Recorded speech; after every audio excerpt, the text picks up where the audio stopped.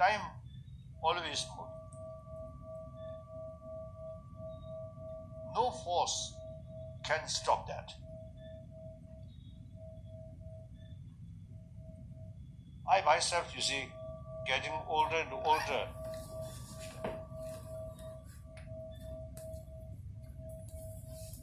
A lot of difficulties, a lot of challenge. But I have no regret.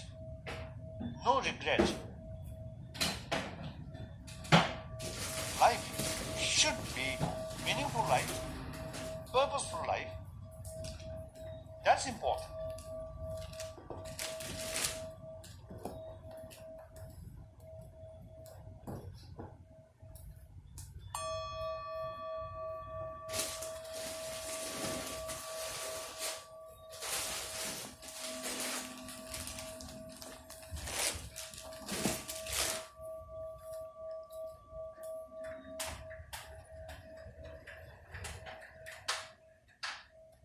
Dream. Almost I think never I feel I am Dalai Lama. Only Buddhist monk.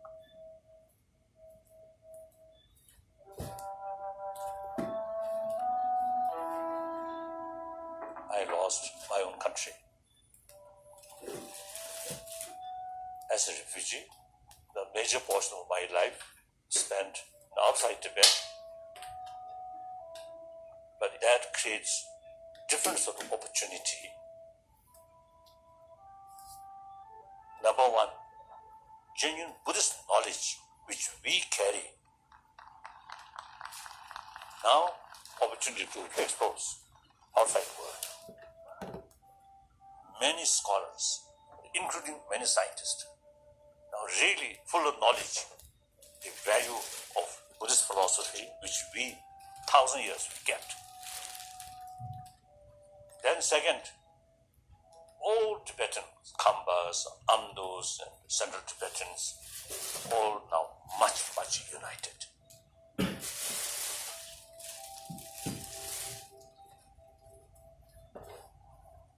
You see, this is not just my life story, but this is many things you see involved. This kind of story can be helpful.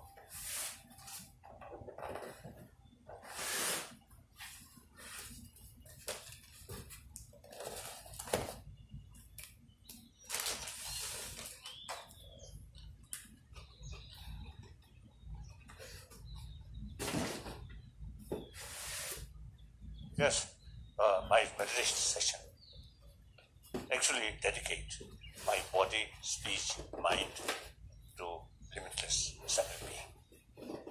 Try to make useful my life, my existence, some benefit to other. That's the thinking I usually say, shaping my mind as soon as I wake up. So that remain whole day. That's part of my main practice.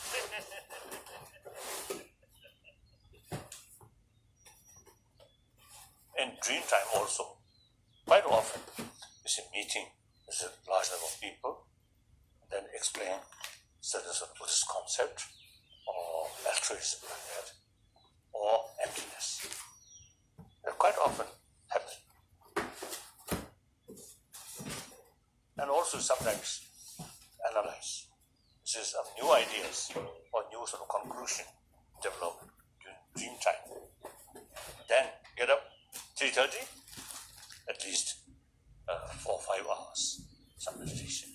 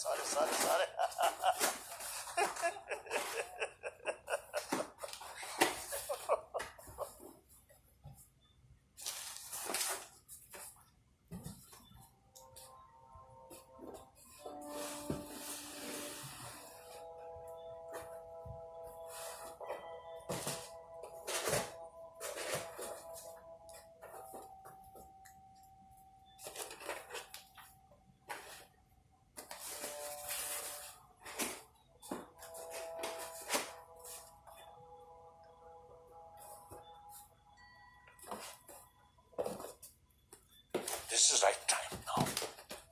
Now handed over all my legitimate political authority.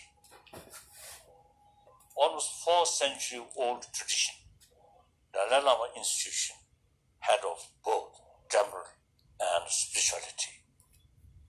Now that sooner or later have to change.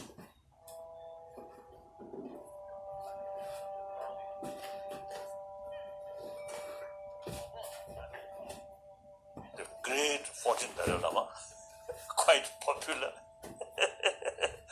at such moment voluntarily ended, I feel very proud. Right? I proudly, happily ended that.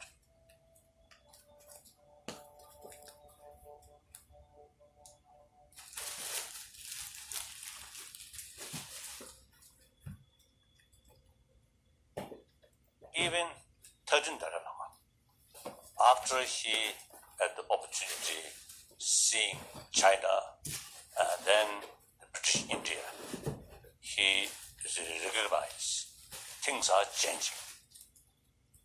So Tibetan sort of government sort of system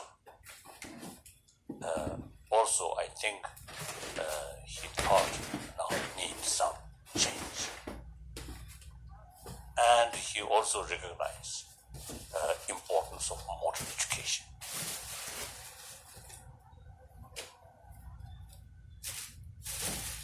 After he returned, he organized one big sort of assembly, representative from different sort of district. More participation, not only just high officials and some abbots of these big monasteries, but also from local district sort of elder or senior sort of people.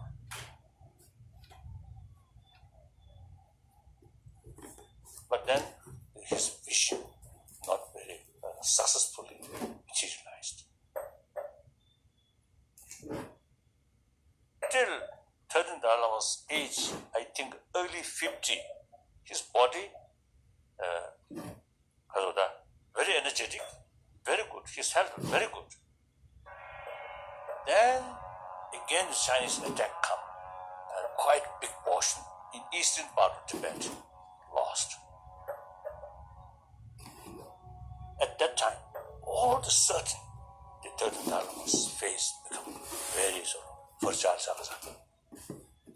Very quickly, at 57, he passed away.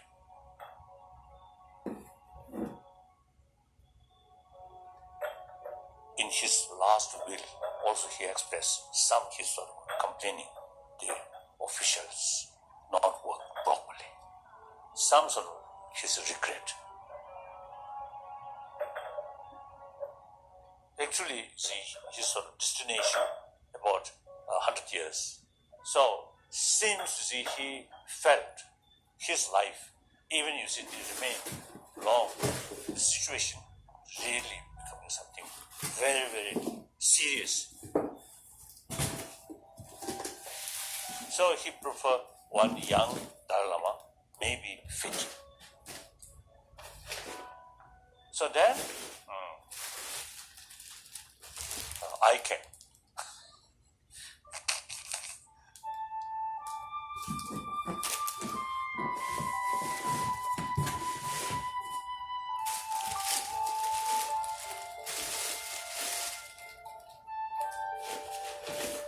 I come from very remote, small village.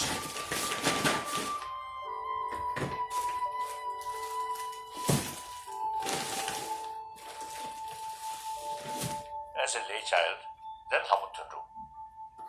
That's my original name as a young boy. The actual sort of ceremony, when you give the monk name, then actually change your name, your dress change. And with that, your mind also change. Your mind is also the way of thinking, should change. That's my monk's name.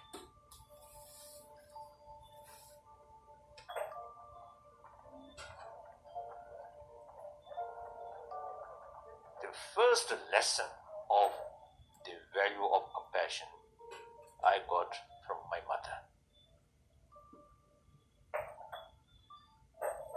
Very, very kind mother. She always treat other children almost like equal, like her own children. Whenever she saw some hungry children or poor people, whatever she got in her room, always give them.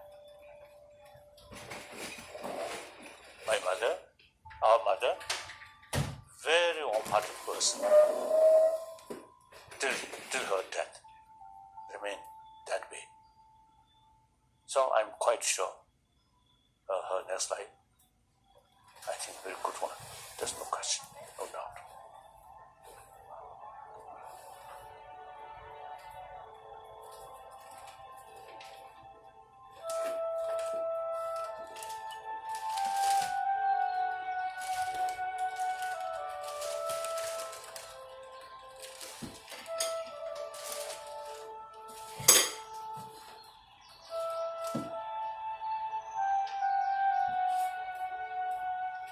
Except during teacher carries of teaching. The rest of the day, I play with some old monk and also some sweepers, lay people. Very innocent. All showing me trust, love. So my life is developed within that kind of atmosphere. Full of trust, full of sort of honesty and love.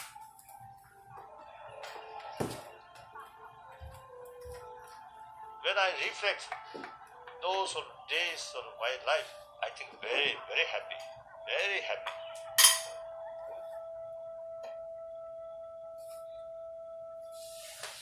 I think 11, 12, 13. No interest about the study, no interest about Tibetan affairs, but that interest only play. Then around 12, 13, 14, I developed some sort of interest or some concern because of my, I think my informer. When I was in Tibet, all power in the hands of Rishi. So I received a lot of gossips.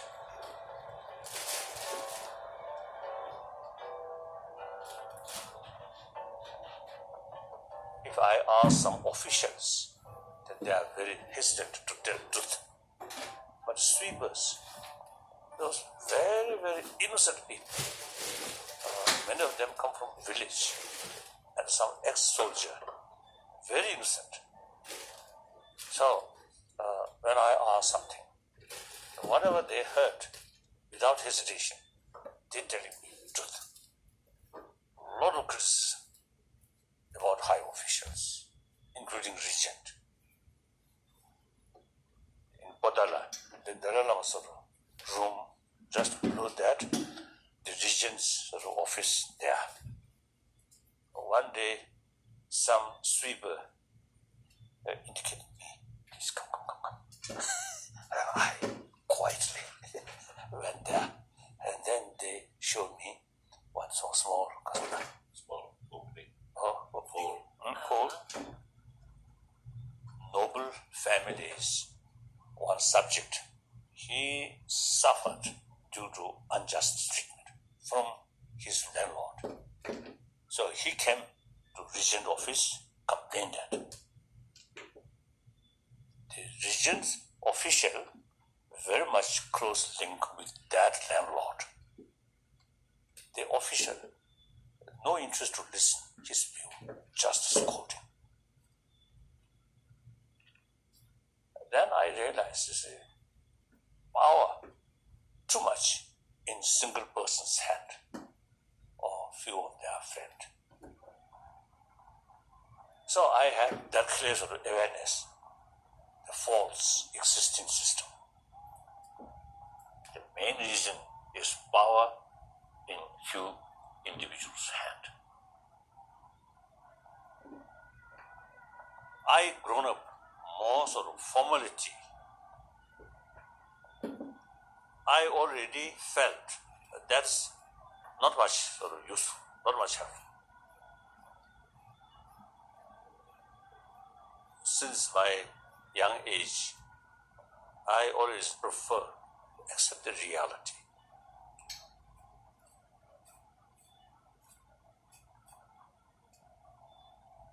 As His Holiness Dalai Lama, you have to sort of remain a little bit reserved.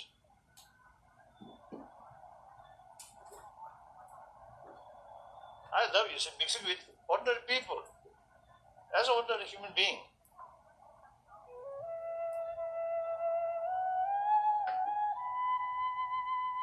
One day, I visited some area, Tibet.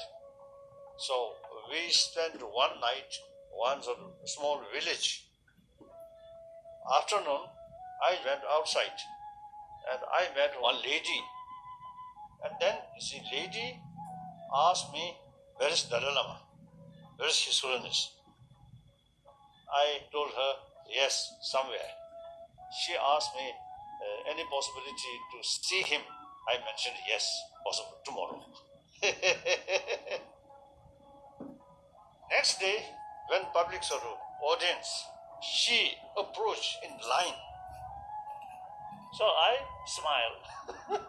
And she very much sort of, half I think happy, half I think a little bit sort of embarrassed. Now real Dalai Lama down there, which actually she met yesterday at some talks.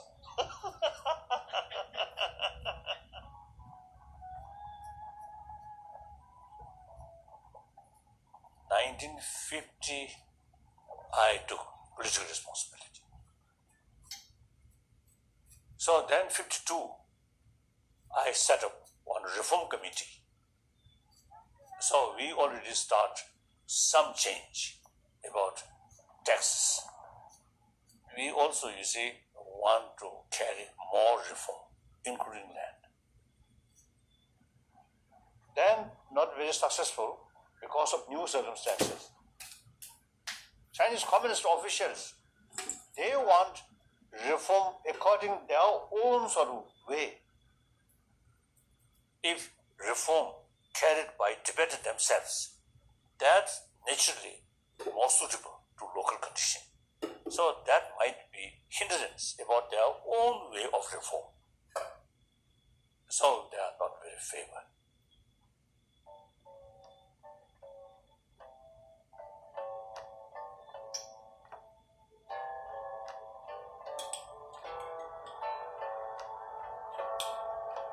In 1954, I went to China, Peking.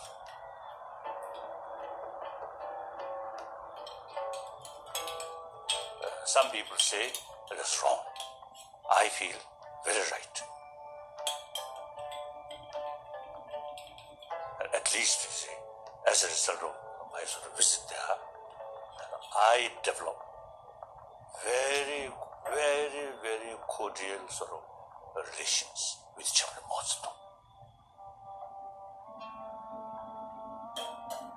Really great revolutionary. He also, you see, I think eventually developed trust to me.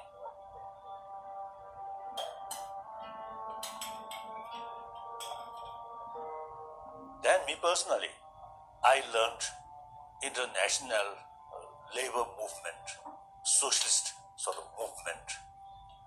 I very much sort of impressed.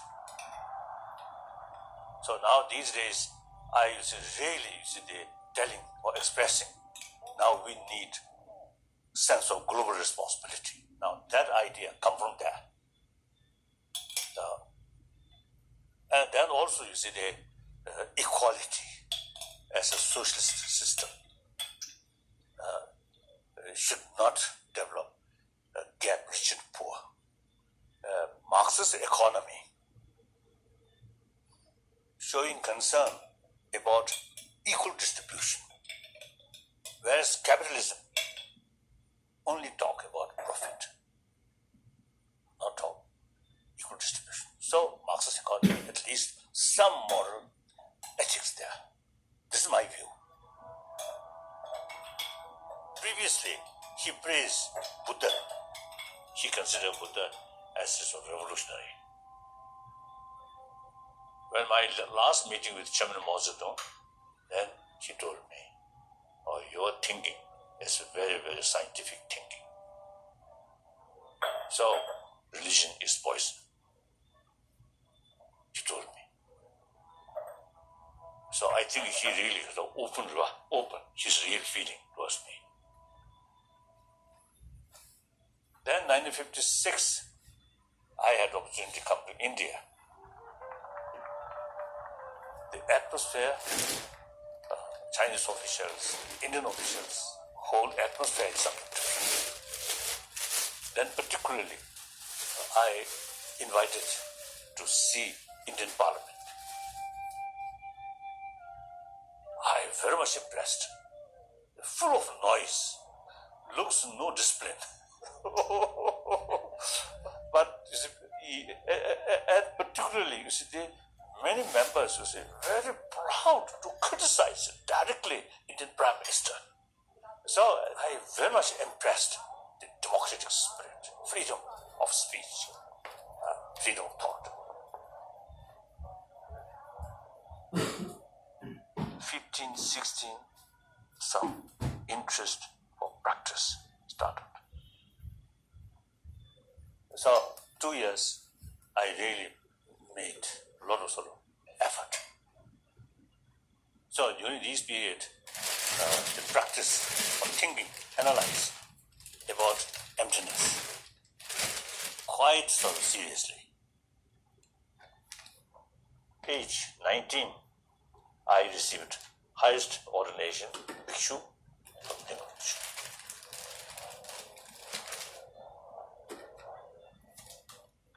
Then 1959, the final examination in 3 Bhikkhu monastery. Because of the once lifetime final examination among the, I think at least about 10,000 monks. Where the scholars there, they examine not mathematics, not history, not medicine, but these real sort of important Buddhist philosophy sort of point.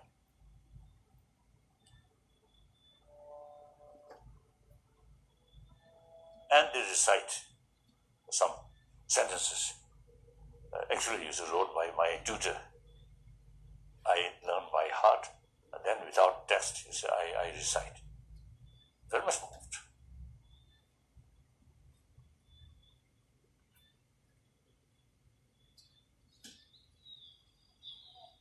This is one of my place. This is reading. Oh, one Kazan. Someone YouTube Kazan. Letter to editor. The future of capitalism. I don't know these things. I don't know. I myself always see reading, then think, and also not just intellectual level, but makes it link with my daily life, daily sort of emotions. When it becomes something living. When we talk about ethics, of course, physical action, verbal action, also there are some connection with ethics, but mainly ethics, related with the mind, like sense of concern of others' well-being. But in order to educate about moral ethics, at least some knowledge about the system of these emotions, I usually call map of the mind. Not very sort of complicated, but some rough sort of idea. In Buddhist literature, a lot of information about emotions, about mind, or these things. I think as far as map of mind is concerned, I think Buddhist literature is the richest sort of source of information. When we listen BBC, I always listen BBC. It's too much suffering. All this is something lacking here, not lack of knowledge, education, but something, lack of sense of others' pain, and a sense of something because of the desire to do something. How to, because of the prevent these things. It is service to humanity, not this nation's interest or that nation's interest.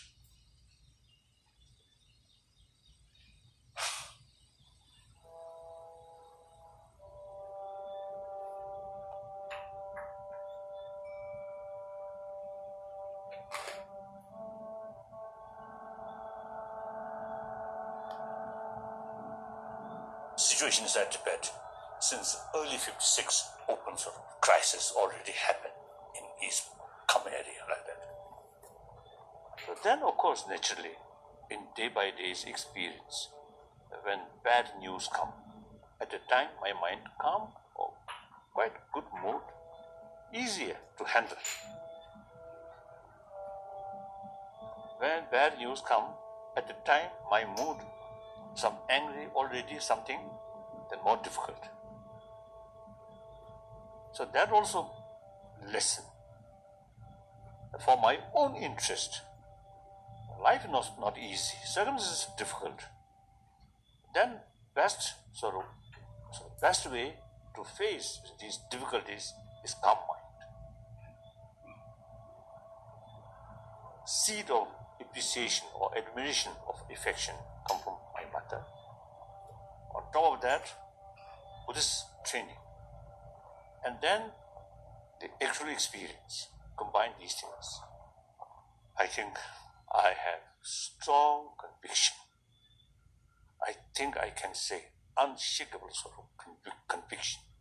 Inner peace is most important thing for one's own sort of well-being, and also to carry one's own responsibility or one's own work much more, effective.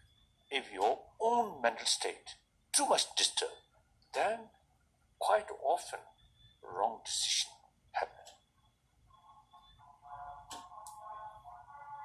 Around I think November, December 58, things now really very, very serious.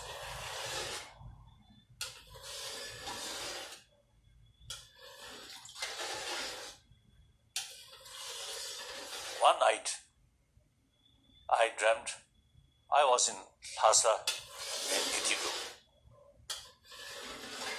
I went the room where our Lokuteshvara, one very sort of sacred statue there.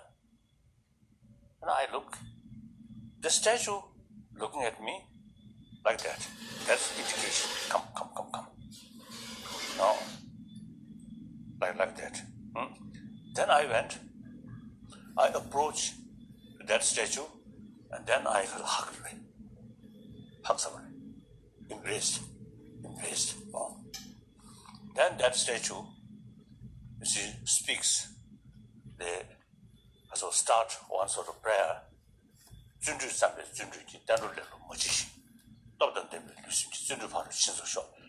The rough translation, the meaning is courage and determination must keep. We should not discourage. And with that healthy body, determined mind, effort will succeed. That I think a little bit sort of strange. Then after a few months, Cultural Revolution, this statue itself destroyed. Almost 2,000 years Tibetan history. Now this is the darkest period. In previous, some destructions. But now, the real danger, one ancient nation with unique cultural heritage now dying.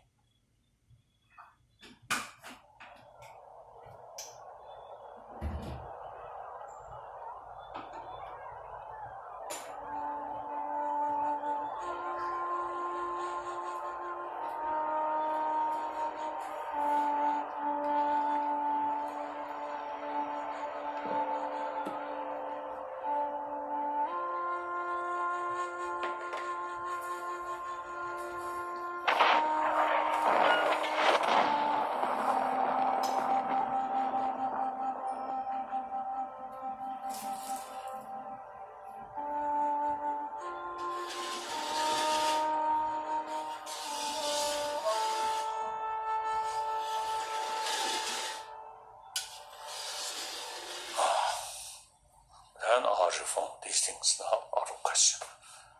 So then 59,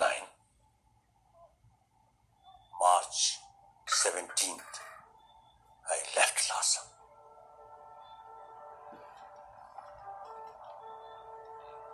Very sort of difficult. Great risk. Really, really dangerous. The next morning, next day, I may alive or not. Very serious. The other side of the river, just the other side, Chinese military camp.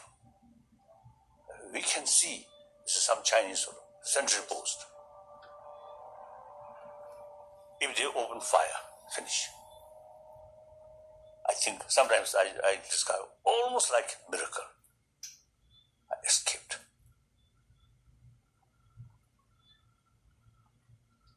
That's actually the major event to change my whole life.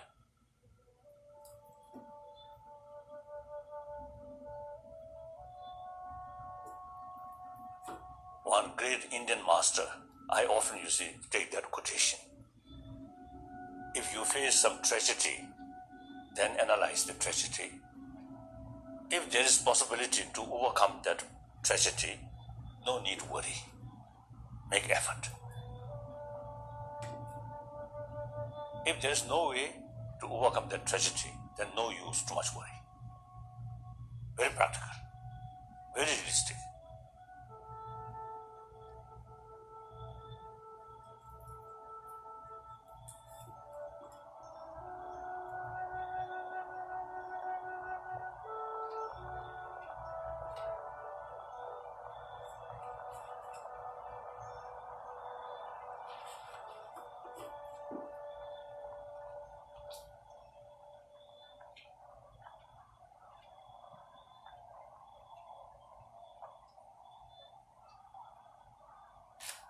April 59, I reach India. Then our immediate our task is, our concern is several thousand Tibetan refugees who follow me.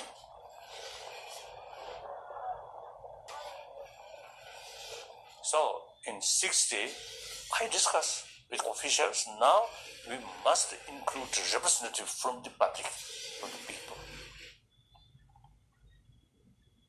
See, our settlement, not all of them, but I think the many settlements, their own had through election. Some fail, some prefer appointed, but some they carry through election. So we already introduced some practice of democratization. Democracy, Buddhism, yes, there is some kind of the similarity. Mainly, I think the essential thing in democracy is respect to other. So that also, again, is related with altruism. And also, we made one draft constitution for future of Tibet. So there I mentioned Dalai Lama's power can be abolished by 2/3 of the majority of the people's representative. So at that time, many Tibetans do not like that clause. However, I insist that should be. Now, I made clear that I want the Dalai Lama institutions or position should return the previous first Dalai Lama, second Dalai Lama, third Dalai Lama, fourth Dalai Lama. Only spiritual leader, no political power. Only after fifth Dalai Lama, because of the circumstances, then become the political head.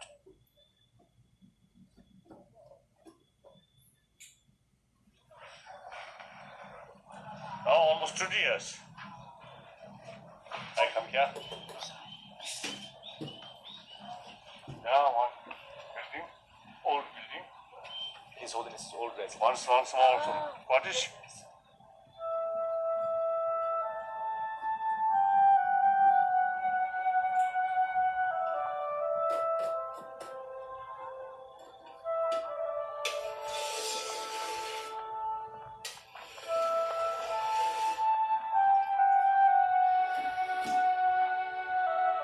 early 60s, I used to go there from my old residence and go there about, I think, 3 hours, 4 hours by walk.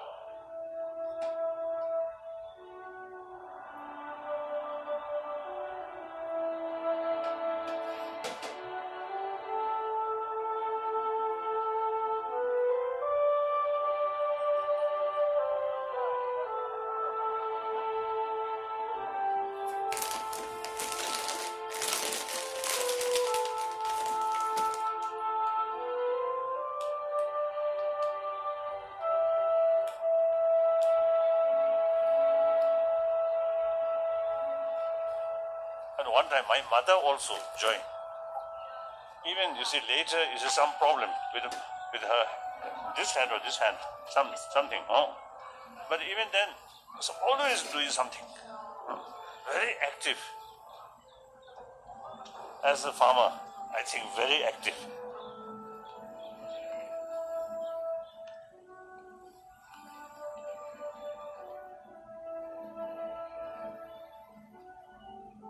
After I reached India, I really felt I liberated from as a pretension.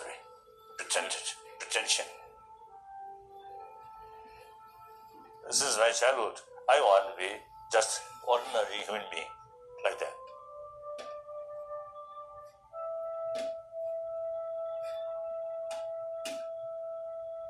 One occasion when I met some Chinese friend, we just talked about the communist system. Because of fear, the hypocrisy is part of their sort of life. So I told them, me too, since 51 till beginning of 59, I also is compelled to practice hypocrisy. April 59, I liberated, become a refugee. Now no longer practice of these things, hypocrisy or pretend thing. So I think the difficult experience really helpful to break all these because of the pretend. That's one, I think, importance of the transformation. One, my little criticism about Thánh Dalai Lama, he remained a little bit of distance. No formality, no protocol, immediately mix with people.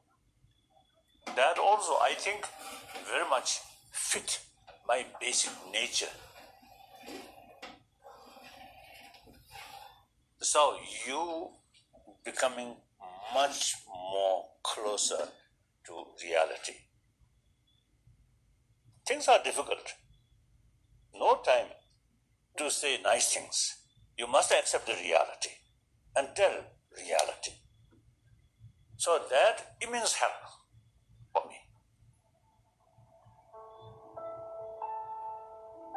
At the same time, I have complete freedom. So therefore, I have the opportunity to visit these different countries and also meeting with a variety of people. To me, most important is different religious practitioners, including religious leaders, and then most important, scientists, different field, very, very helpful. Then leaders or businessmen and women, scholars, that enrich my sort of understanding or awareness. And mainly, you see, they sort of observing what happened.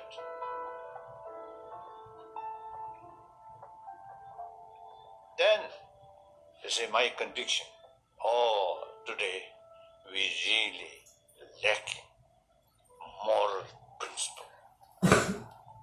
Whether believer or non-believer, we all have the responsibility to take serious concern about the well-being of humanity.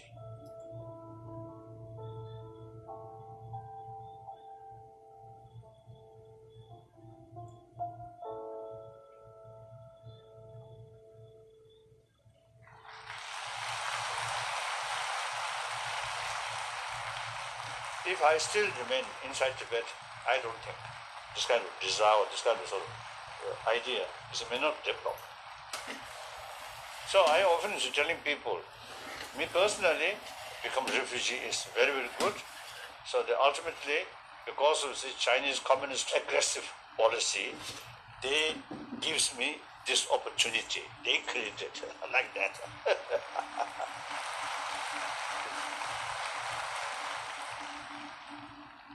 I have 3 commitments. Number 1 commitment is promotion of human value.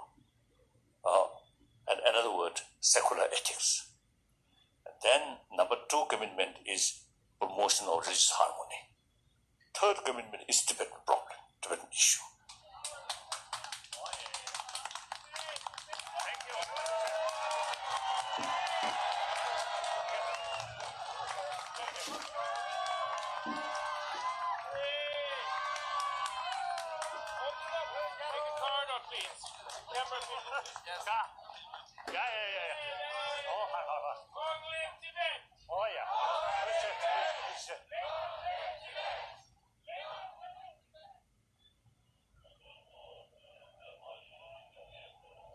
As a Buddhist, I never satisfy.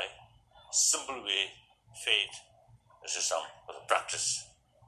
I always, again, is want, why?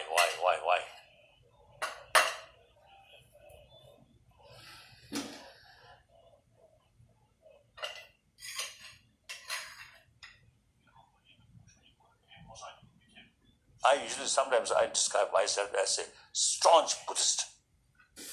That means I also study or learned all sort of argument with other tradition, other philosophical view, like creator, these things, or absolute, these things. In spite of that, I sincerely appreciate all these different religious tradition. It really immense benefit to millions of people. On that level, I totally sort of committed promotion of religious harmony.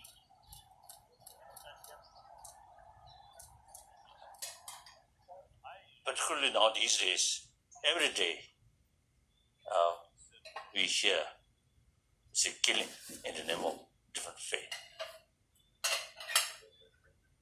Very sad. Sometimes I even used to express, if the religious faith really become a source of troublemaker, then better no faith. Then we can use common sense. Of course, all major religious tradition, if you study and develop conviction, then sincerely implement, like Islam. You see, the main teaching is love. And Christian also, you see, the main teaching is love. So people who believe, who follow this, practice sincerely and investigate what is the purpose of this religious faith.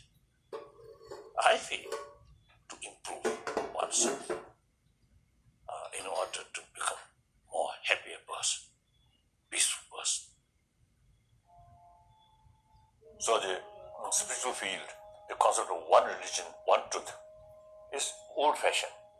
When people isolated, then okay. Present our time, we really need more effort to develop closer understanding between different traditions. And philosophical views, yes, big differences, fundamental differences, but different philosophical views help to certain people according to their mentality, according to their mental disposition. For example, the God, Creator, Absolute. To some people, that philosophical view is very, very effective in order to practice of love and compassion. Morality here mainly out of love, sense of care or sense of concern of others' well-being. That's moral.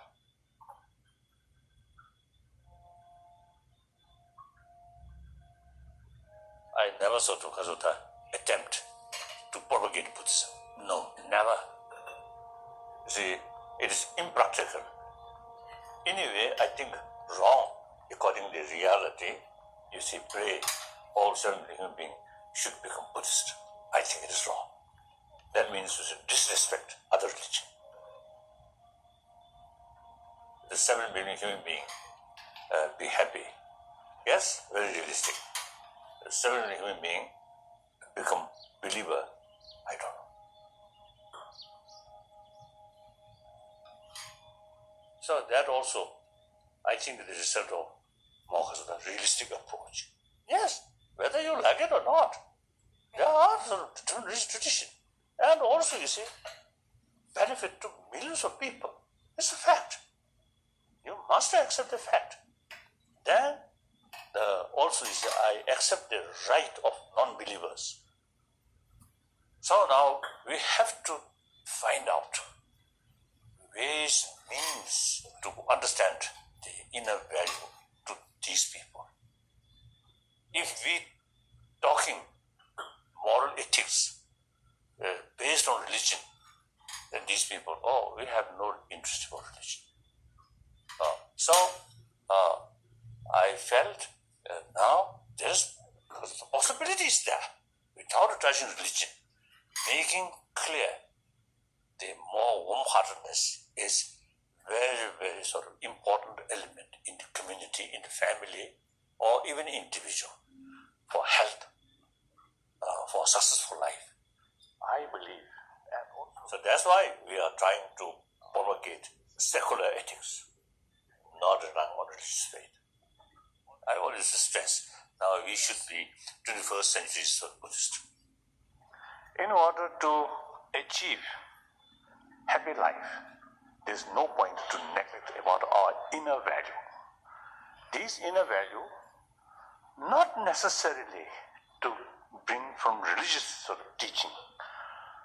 I'm emphasizing through secular ways, through secular method. That means use our common sense and common experience and the latest scientific findings. We already equipped warm-heartedness or sense of responsibility, sense of community, biological factor there, because we are a social animal. So that I usually call secular ethics. Our approach, not based on faith or superstition, maybe occasionally a little superstition, but generally, you see, we always use intelligence, investigation.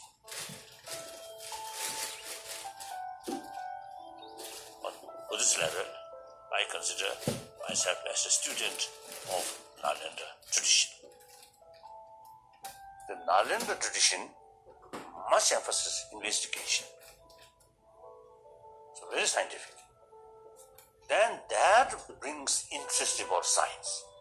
Science also is to investigate the reality.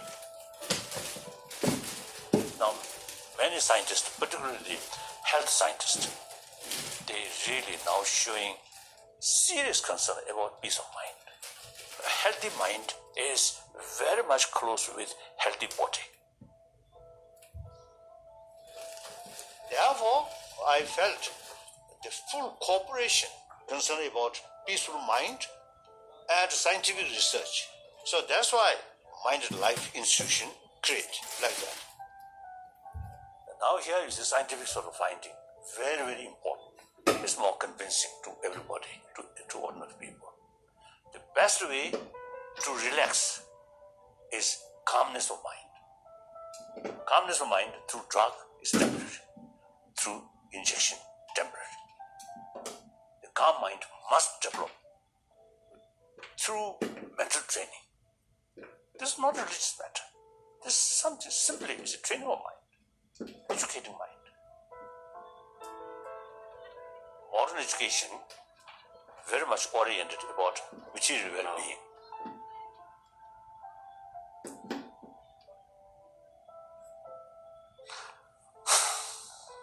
Very sad.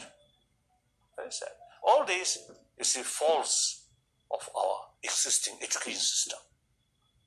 Only talking about money, money, money. material value. Then we can't blame. Through 10 years or 15 years, just, you see, talk about, and then these are, because of the media also, always say dollar, dollar, dollar, dollar, money, money, money. So nowadays, now I fully involved making the modern education system some way fuller, more complete. So now mental well-being must include, from kindergarten up to university, some sort of education about warm-heartedness, to change world.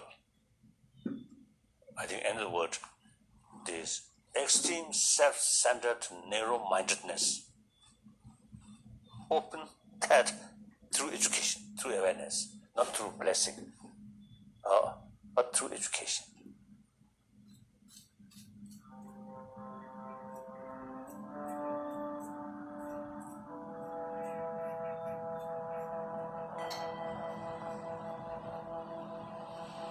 My whole thinking become much closer to reality.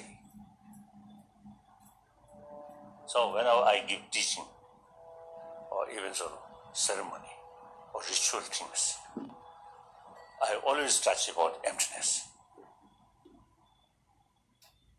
One day, I analyze, where's I, where's self? All the self I felt, no self.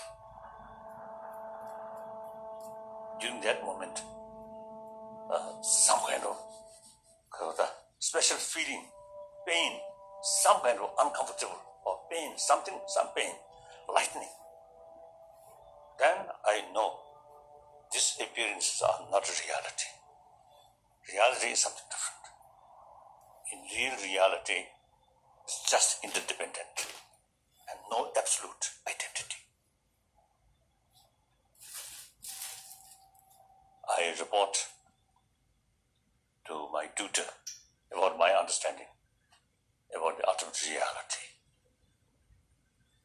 After he listened, then he expressed, now soon you become a genuine practitioner of space, something like that.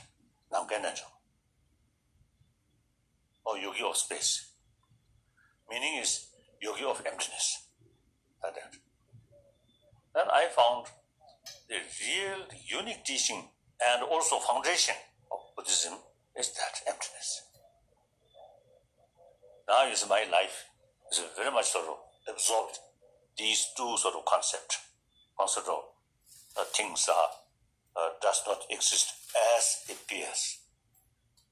Then altruism.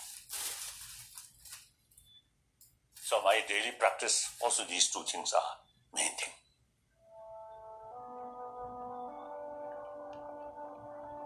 The Buddha Gaya, I received one, the Bodhisattva vow.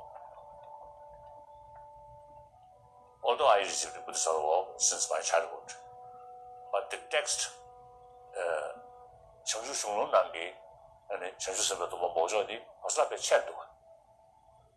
디 또한 또 쉬어야 돼. 가다 라메 때一种呢写手着的。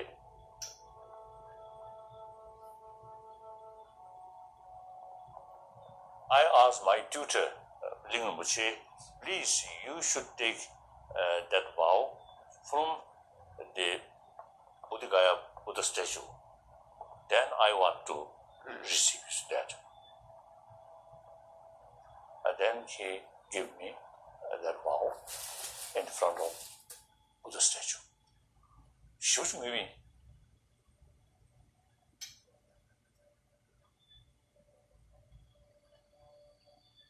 So that often, you see, I reminds that and like recharge my altruism.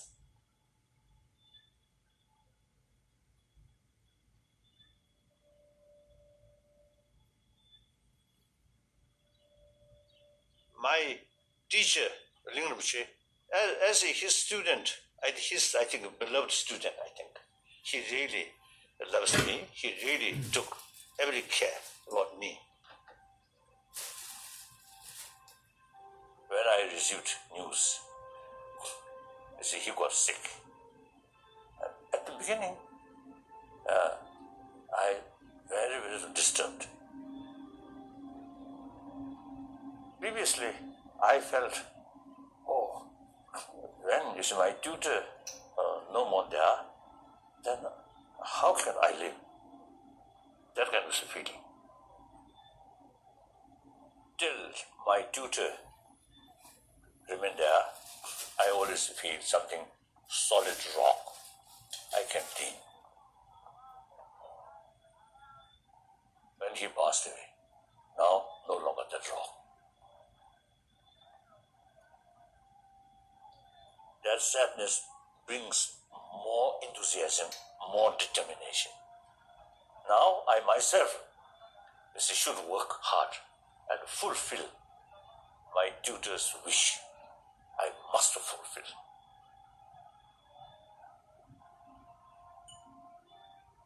The tragic situation, if you utilize that sort of unbearable feeling, can translate more constructive power.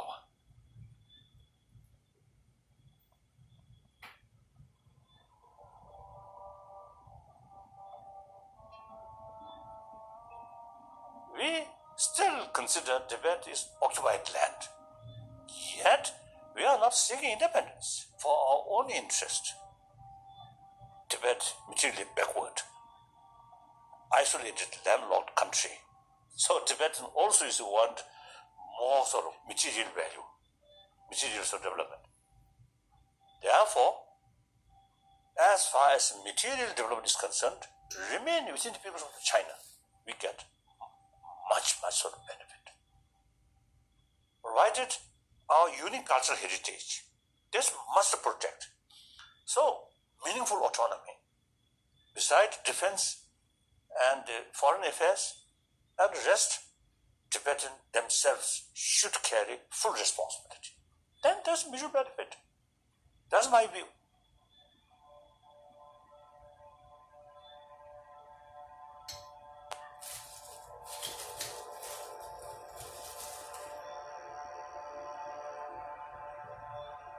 Of course, we totally sort of against this Chinese policy, atrocity. Anger towards their policy, of course, but anger to the person, almost none.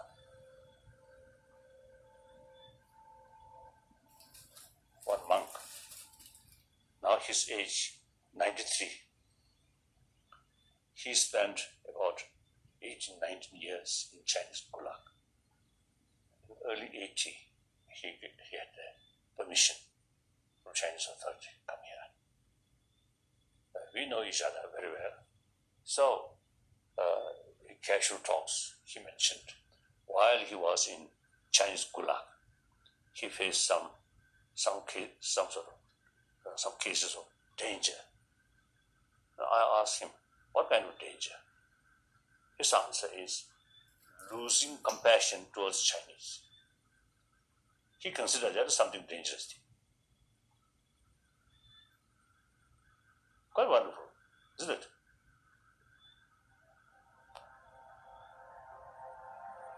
Like him, some sort of people, not only monks, but some people who spent around 2 decades in Chinese Gulag, a lot of sort of difficulties or tortures. One occasion, we sort of touch these people's sort of life. Then some scientists develop interest and actually met some of these people. Then afterward, they say no sign of traumatic sort of experience. So the holistic views and altruistic sort of training, that immense help to not develop anger or hatred. Your Holiness, how do you control your anger in your daily life? Thank you.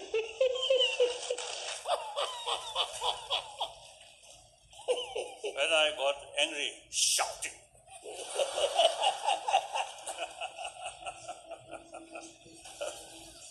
In order to have healthy body, healthy mind, that means calm mind, is very important. So anger is destroyer of calm mind. Then you realize, anger is no use. Instead of solving problem, it creates more problem. Then continuously thinking this line, then eventually become habit of your own mind. So that's the way to reduce anger. Basic thing about the Tibetan culture is culture of compassion, culture of non-violence, culture of peace. So that really worthwhile to preserve. So I carry these words. So my main concern is Tibetan freedom, certain degree of freedom itself is meant for preservation of rich Buddhist tradition and Tibetan culture, not just political. Culture means here or here and here. Not just, I often used to tell Tibetan community in America or in Switzerland, in these different country, they consider Tibetan culture is just few dance. That's a part of culture, but not real culture. Real culture is richness of our thinking power. Analyze with help of Buddhist way of approach. Remain skeptical. Everything investigate. Think others as like you. So you must develop genuine sense of concern of their well-being as much as your own well-being. I think these are the real backbone, useful and very relevant to today's world.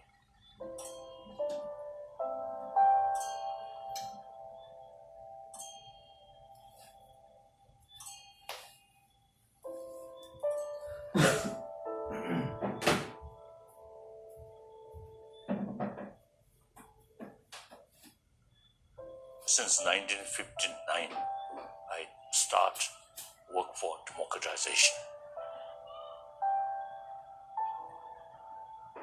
2001, we already achieved elected political leadership. My position is semi-retired position. Then, 2011, I totally retired from political responsibility. Not only I retired, but also almost 4-century-old tradition, Dalai Lama institution automatically become head of both temple and spirituality since 5th Dalai Lama. Now that formally ended.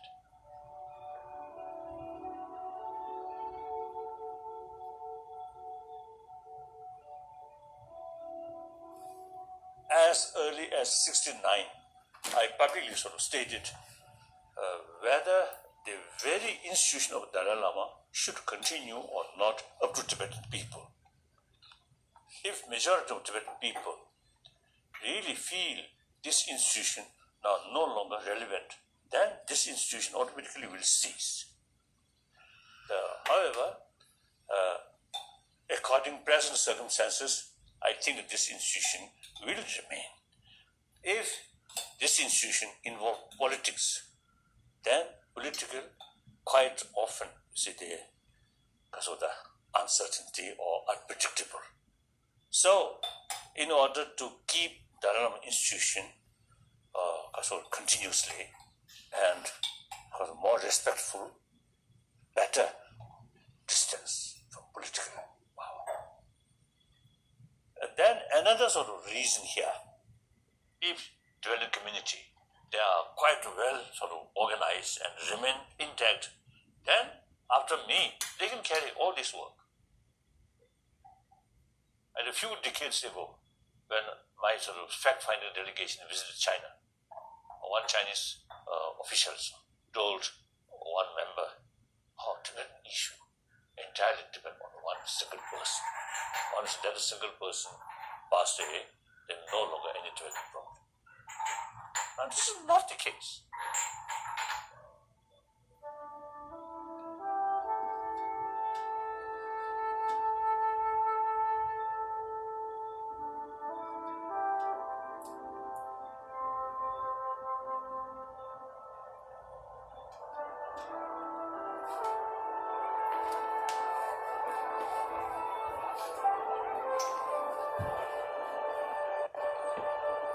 Tibetan problem is issue of a nation, not Dharma.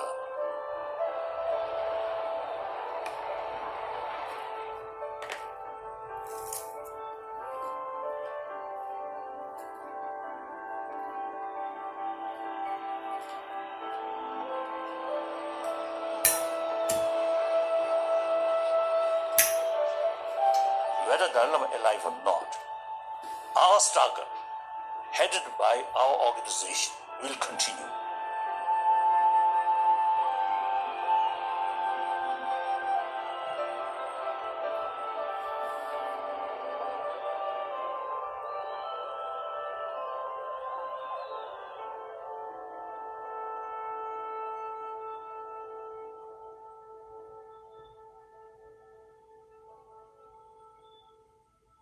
I don't think the 1959 March, when Chinese sort of bombarded and suppressed and controlled all over Tibet, at that time, I think they never thought, even after 50 years, still is a Tibetan issue remain this kind of problem.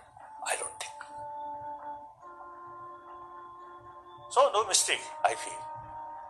We only sort of sheer sort of faith, sheer faith. We have truth. So ultimately, truth will prevail.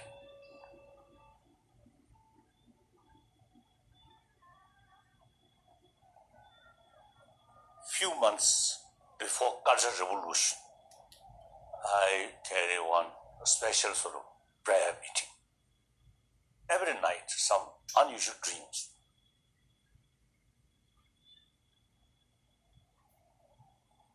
I remember one, I think first night, my residence, a lot of blood. Then second or third night, one Indian gentleman receiving me. Huge body, white cloth.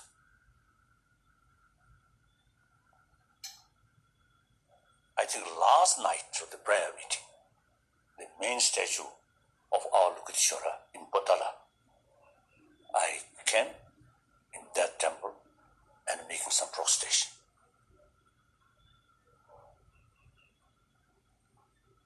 Now, after many years, I felt, you see, that sort of few nights of dream seems to see the bloody suppression. It happened. Then, reach India. Indian received me. It happened. Now I'm waiting third. Return Potala.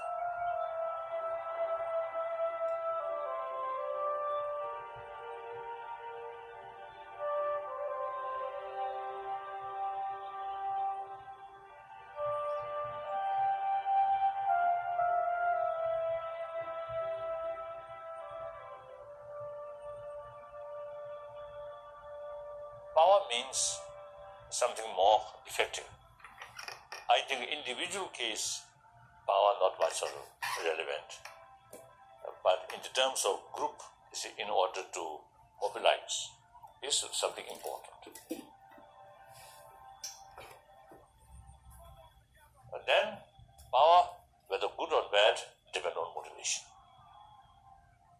I think modern world, not much talking about motivation. Now, that's something lacking.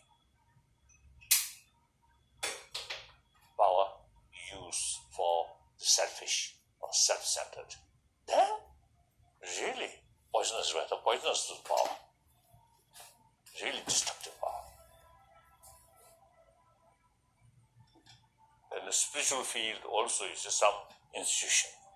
There is certain sort of power due to that institution.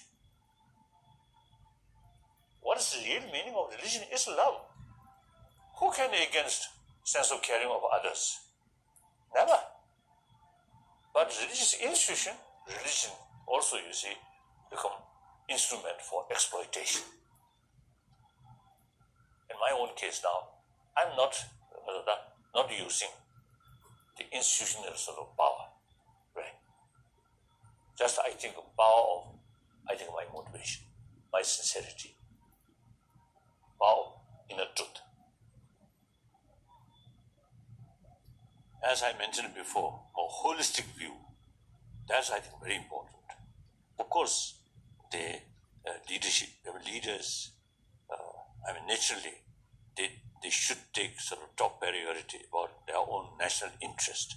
But national interest very much related with the rest of the world. So now that's the reality. So therefore, the best way for your own national interest is to look more holistic way. That's the best way. There's no separate or so independent national interest. Everything you see related with the rest of the world. Another, I think, important aspect is truthful, honest, transparent. Now in this critical period, I think we need that kind of leadership. I really feel.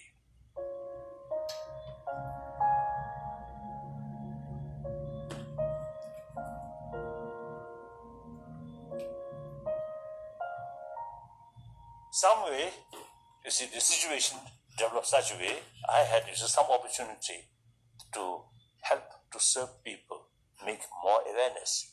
The ultimate source of happiness is within ourselves, not money, not power. So seems to see, at least to some people, getting that kind of awareness, that help their life more easier, more peaceful. So I really feel, as a human being, serving on that field as much as I can. That's my sort of, I think, purpose or meaning of life. I feel that. And then also the promotion of religious harmony. I think in that field also I made some contribution, closer understanding.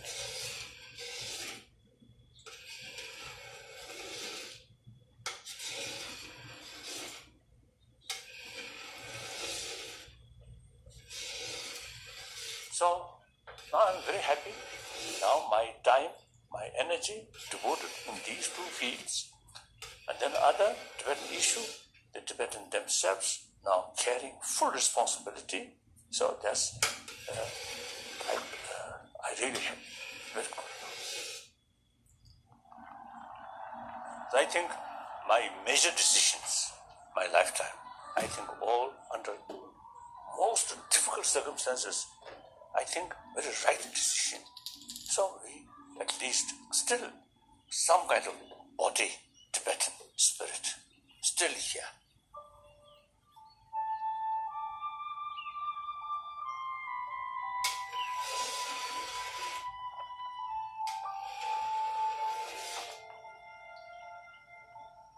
Infinite sentient beings, like me, want happy life, do not want suffering. My happiness, their happiness, also some connection. My suffering, their suffering, also some connection.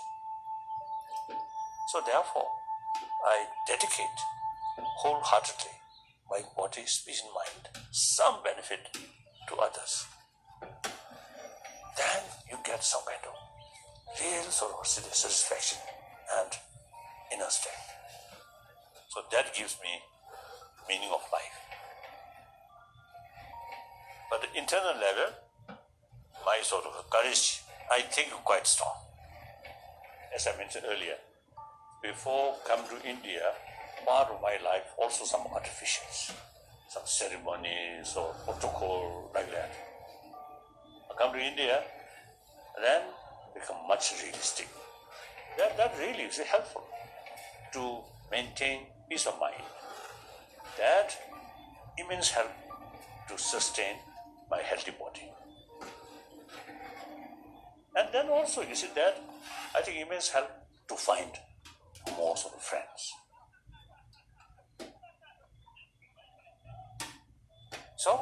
I remain now as a retired person. I think conventional level, I'm just a refugee, political asylum, stateless. Of course, on that level, one good thing is I am longest guest of Indian government.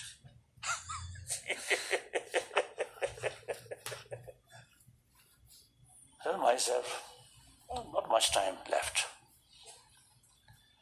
Perhaps next few years I can be active. Then we'll go. If there is heaven, I may go heaven. If not, I will reborn on this planet and try to make as much as I can make some contribution for inner peace. Till space remain. That's my daily prayer. So long space remain. So long sentient beings suffering remain.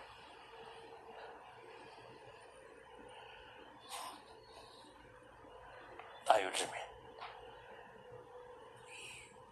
Try to make little contribution for peace of mind.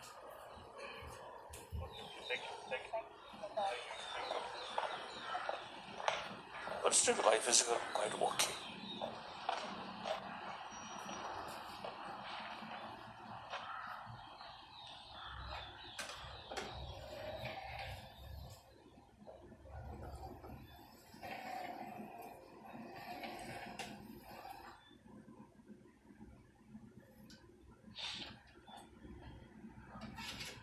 Yes, now meditation.